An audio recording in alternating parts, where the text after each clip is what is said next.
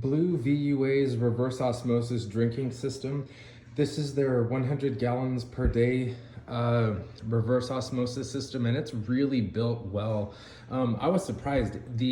This system here was actually housed in this box with some really, protective padding. Even got staples on the top.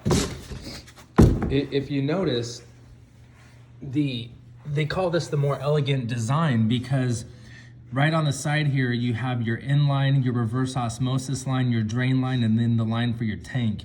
On their other model, it's not this clear.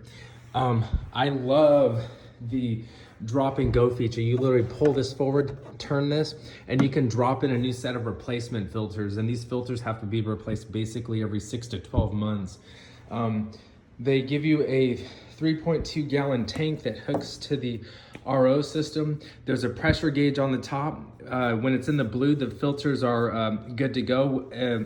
If you're running water through it and it's in the yellow, then you have to replace those filters. They're focused on the environment. Everything in here explains what the filters do, and they're eco-friendly. They give you a clean water faucet if you want to use this, and all the necessary supplies and instructions for installation.